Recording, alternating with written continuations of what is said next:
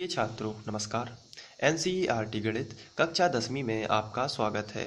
हम लोग प्रश्नावली 5.3 का प्रश्न क्रमांक 1 कर रहे हैं, जिसमें हम लोग दूसरा प्रश्न अब करेंगे। और इसमें हमें एक श्रेणी दी गई है और 12 पदों तक का योगफल ज्ञात करना है। तो सबसे पहले तो हम वही लिखेंगे जो हमें श्रेणी दी गई है। तो ये हमें समांतर एक श्रेणी दी गई है और जिसका हम प्रथम पद और सार्वंतर निकालेंगे। तो सबसे पहले हम प्रथम पद निकाल लेते हैं, जो कि होता है पहले नंबर का पद। तो प्रथम पद a बराबर -37, ये प्रथम पद है। अब हम सार्वंतर निकालेंगे, तो चलिए सार्वंतर निकाल लेते हैं। सार्वअंतर होता है d बराबर, इसे हम d से डिनोट करते हैं और इसका मतलब दूसरे नंबर के पद में से पहले नंबर का पद घटाना। दूसरे नंबर का पद है -33 और घटाना है आपको -37। तो चलिए घटा देते हैं। तो -33 ज्यों का त्यों और माइनस माइनस हो जाएगा प्लस, और ये 37। तो 37 प्लस का है और माइनस का 33 है, तो प्लस का जो है 4 ज़्यादा है। तो ये हमारा सार्वंतर है और प्रथम पद भी हम निकाल चुके हैं, जो कि है -37 और सार्वंतर 4। तो इसके बाद हमें 12 पदों तक का योग चाहिए, इसलिए n का मान हमें 12 दिया गया है। तो आप यहाँ पर लिखेंगे n बराबर 12। तो इसके बाद हम Sn, चूंकि फॉर्मूला होता है उसको लिखेंगे सबसे पहले। चूंकि Sn का फॉर्मूला होता है Sn बराबर n/2 2a plus n-1 into d, ये होता है Sn का फॉर्मूला। अब यहाँ पर हमें चूंकि n 12 ज्ञात करना है, यानी 12 पदों तक का योगफल, तो इसलिए आप इसलिए का चिन्ह लगा के n की जगह पर 12 लिखेंगे, यानी 12 पदों तक का योगफल। तो n की जगह पर फिर से आप 12 लिखेंगे बटे 2, और यहाँ पर 2 और a का मान आप ऊपर से देख सकते हैं, -37 है।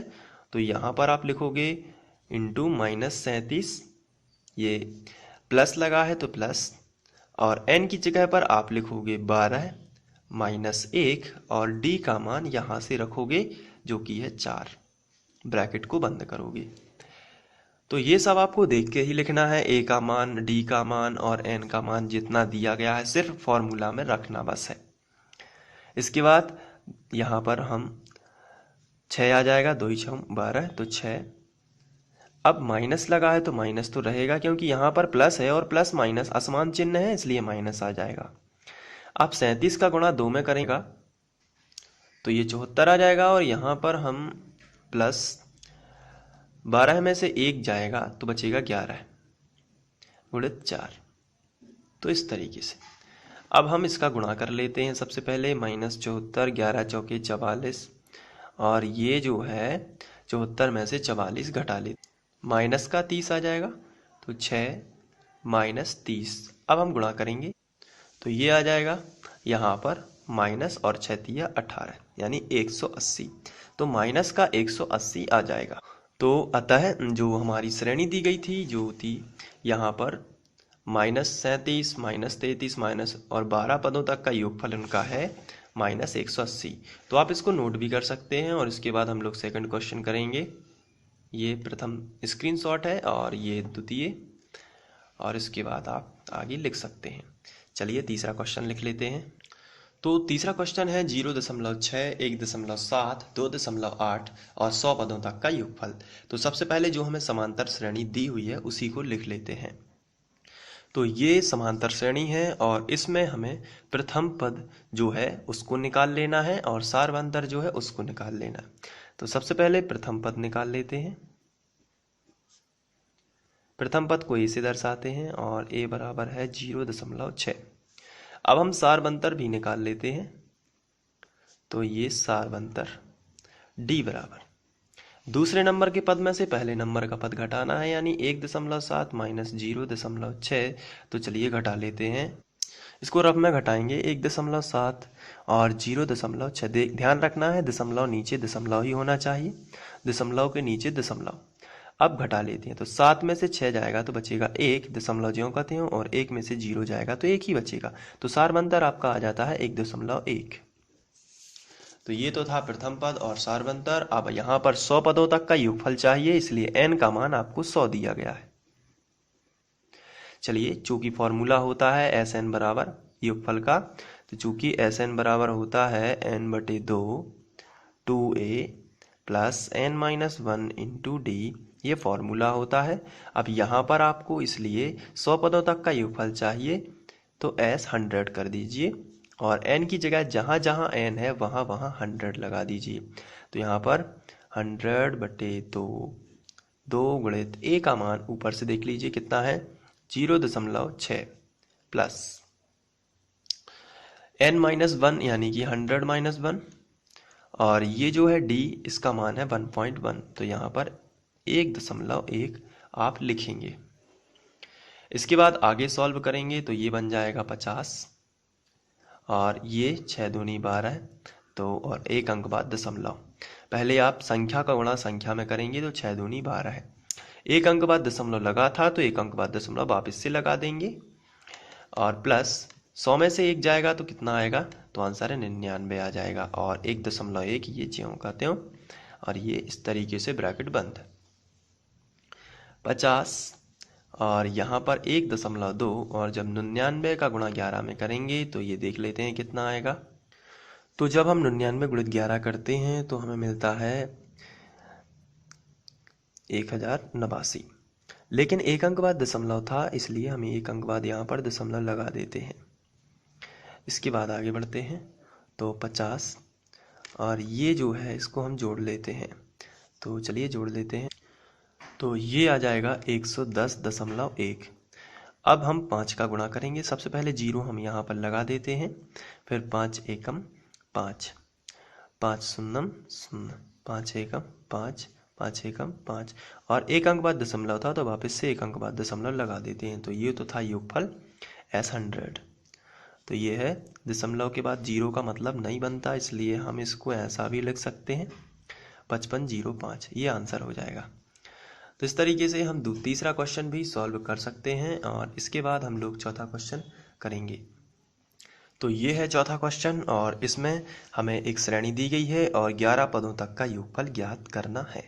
तो सबसे पहले हम लिखेंगे दी गई श्रेणी, जो कि समांतर श्रेणी है यह एक समांतर श्रेणी है। अब इसमें जो पहला पद है निकाल लेते हैं और जो सार्वंतर है उसे भी निकाल लेते हैं, यानी प्रथम पद और सार्वंतर निकालेंगे। तो प्रथम पद तो वही कहलाता है जो सबसे पहले लिखा हो, तो हम यहाँ पर लिख लेते हैं प्रथम पद a बराबर 1/15। इसके बाद हम सार्वंतर निकाल लेते हैं, तो सार्वंतर लिखेंगे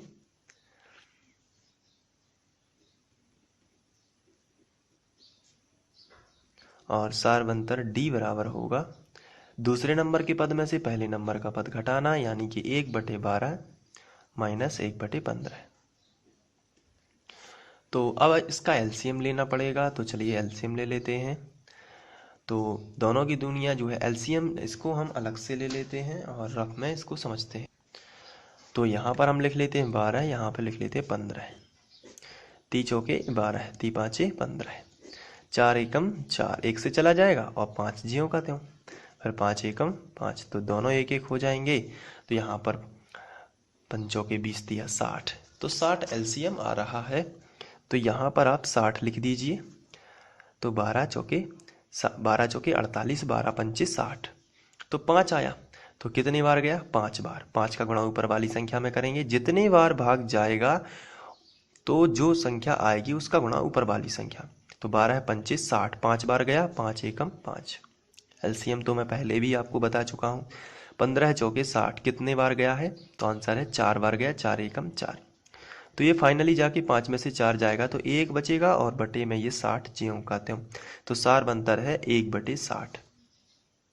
अब हमें a और d दोनों मिल चुके हैं और यहाँ पर 11 पदों तक का योगफल चाहिए, इसलिए n बराबर 11 भी दिया गया है। तो n बराबर 11 दिया गया है। तो यहाँ पर आपको लिखना है चूंकि Sn बराबर जो फॉर्मूला होता है वो होता है n/2 2a plus n-1 into d, ये फॉर्मूला होता है। लेकिन S11 यानी कि 11 पदों तक का योगफल चाहिए, इसलिए S11 बराबर 11/2 11/2, 2 गुणित a का मान आप ऊपर देख सकते हैं 1/15, तो आप यहाँ पर रख दीजिए 1/15 प्लस n-1 यानी 11 - 1, और d का मान आपको 1/60 दिया गया है, तो आप यहाँ पर रखेंगे गुणित 1/60। आप चाहें तो ब्रैकेट भी लगा सकते हैं। इसके बाद आगे बढ़ते हैं। तो S11 बराबर 11/2 और 2 एकम 2/15 आ जाएगा ये, प्लस यहाँ पर 11 में से 1 जाएगा तो बचेगा 10 और 10/60 ये हो जाएगा। अब इसको हम कैंसिल कर देते हैं तो 0 और 0 कैंसिल हो जाएगा तो बचेगा 1/6।